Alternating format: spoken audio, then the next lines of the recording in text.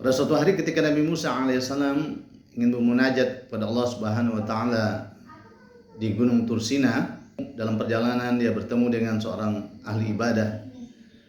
Singkat cerita, ahli ibadah itu bertanya kepada Nabi Musa, "Ya Nabi Allah Musa alaihissalam, saya ini telah beribadah di tempat ini mengasingkan diri berpuluh-puluh tahun, dan saya tidak makan dan tidak minum kecuali saya makan dengan apa yang ada sekitar sini, dan saya minum dari air yang turun dari langit.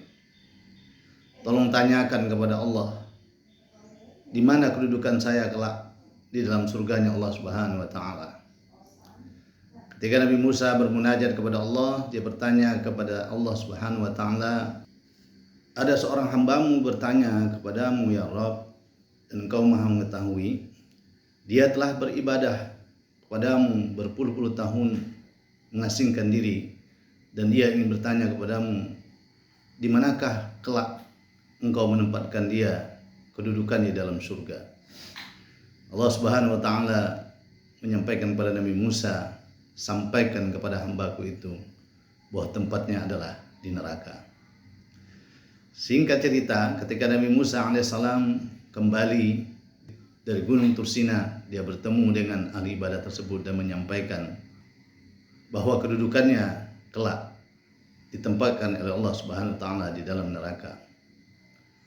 Tentu saja ahli ibadah ini sangat kaget dan dia tidak mengira bahwa Allah Subhanahu wa taala menempatkannya dalam neraka. Kemudian Nabi Musa alaihissalam di hari berikutnya kembali ke Bukit Tursina.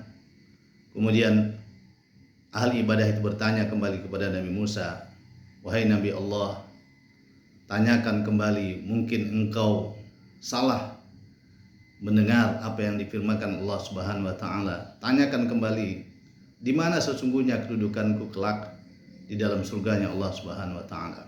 Allah menyampaikan kepada Nabi Musa, sesungguhnya ketika dia beribadah berpuluh-puluh tahun, dia meninggalkan keramaian, kemudian dia beribadah untuk dirinya sendiri untuk mengharapkan mendapatkan surga, dan dia merasa bahwa dirinya adalah ahli ibadah dan ahli surga.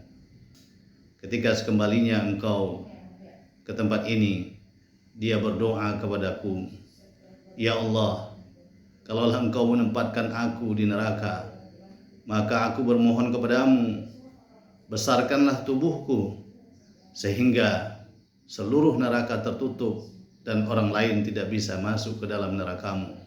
Biarkanlah aku sendiri yang menutupi nerakamu."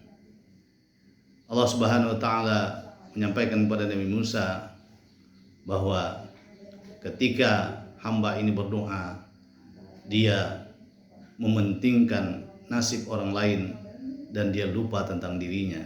Ketika itulah aku merubah takdirku agar dia menjadi penghuni surga atas keikhlasannya, agar orang lain tidak menjadi penghuni neraka.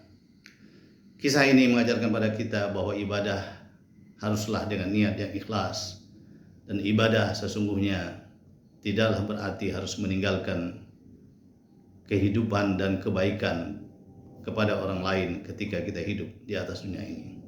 Semoga kisah ini menjadi tauladan dalam kehidupan kita, bahwa Islam mengajarkan kedekatan kita pada Allah Subhanahu wa taala itu harus seimbang dengan aktivitas kita dalam kehidupan ini untuk berbagi dan berbuat baik kepada sesama. Assalamualaikum warahmatullahi wabarakatuh.